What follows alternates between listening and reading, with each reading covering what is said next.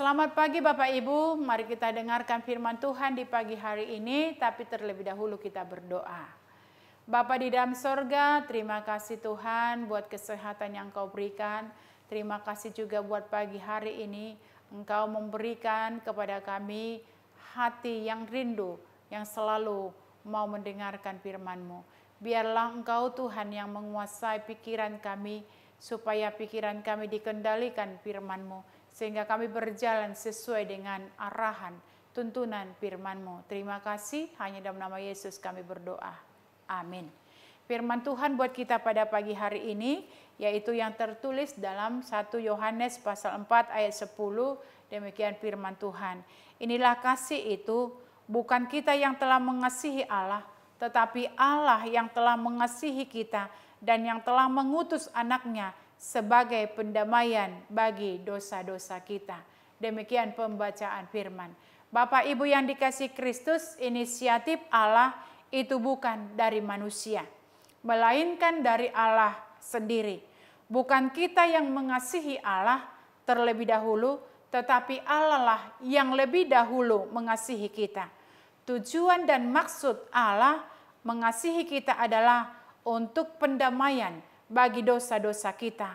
Kasih yang Allah berikan kepada kita tidak ada syarat dan ketentuan yang diberlakukan. Benar-benar tidak ada kasih ini bukan hanya berbeda, melainkan bertabrakan dengan kasih manusia pada umumnya. Ini adalah kasih yang kontra budaya. Pertanyaan kita sekarang adalah, apa saja karakteristik dari kasih Allah yang tanpa syarat? Yang pertama, Allah sebagai inisiator kasih. Yohanes menegaskan bahwa Allah adalah inisiator kasih. Bisa kita baca tadi di dalam ayat 10 itu. Dia yang aktif, dia yang memulai. Dengan kata lain, kasih Allah bukanlah sebuah reaksi atau sesuatu. Untuk memperjelas hal tersebut, Yohanes secara sengaja meletakkan kata bukan. Bukan kita yang telah mengasihi Allah.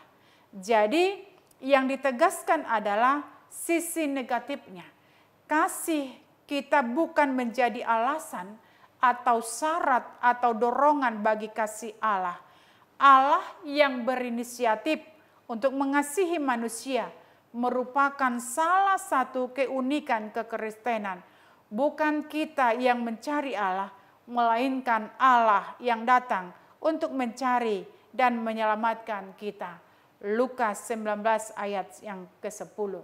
Yang kedua, dibayar mahal oleh Allah. Inisiatif belaka tidaklah cukup. Cinta ada harganya. Bukan sekedar rangkaian kata-kata. Bukan hanya perasaan rindu yang menggebu-gebu.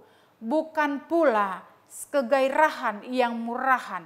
Entah berapa banyak orang yang berani menyatakan cinta, tetapi tidak mampu membuat cinta itu nyata. Hanya mengucapkan, tidak sanggup membuktikan. Tidak demikian dengan Allah. Dia memegang perkataan melalui perbuatan. Dia rela mencintai hingga terluka. Dia berani membayar harganya. Kasih Allah bersifat karunia, diberikan secara cuma-cuma, gratis. Apakah ini berarti bahwa kasihnya tanpa harga? Sama sekali tidak. Kasih ilahi bukan murahan, diberikan secara cuma-cuma, bukan karena tidak berharga, melainkan karena Dia sendiri telah membayar harganya bagi kita. Harga yang dibayar adalah anaknya, mengutus anaknya ke dalam dunia untuk menebus dosa-dosa kita. Yang ketiga, ditunjukkan pada yang tidak pantas. Tujuan dari pengutusan anak Allah ke dalam dunia adalah untuk mendamaikan dosa-dosa kita. Itulah misi yang diemban oleh Allah di dalam dunia. Dia menjadi agen rekonsiliasi dan relasi. Kedatangannya ke dalam dunia untuk membebaskan dosa. Namun kita tidak boleh membayangkan sebuah misi yang mudah. Pemberesan ini membutuhkan pengorbanan, ada kematian, ada darah yang ditumpahkan. Dari gambaran yang diungkapkan di 1 Yohanes 4 ayat 10, kita dapat melihat objek kasih Allah.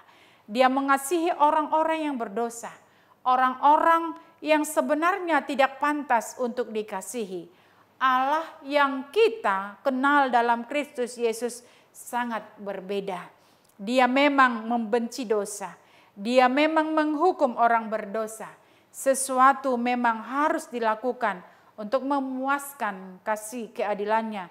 Hanya saja Dia sendiri yang menyelesaikan semuanya.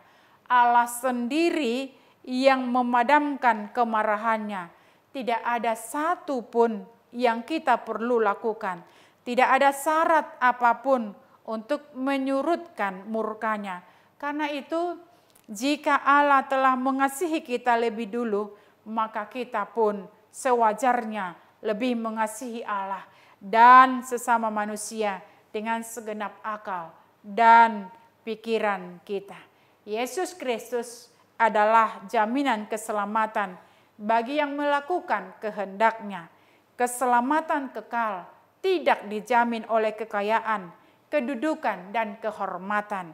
Tuhan Allah telah mengasihi secara gratis, bukan karena inisiatif atau usaha kita.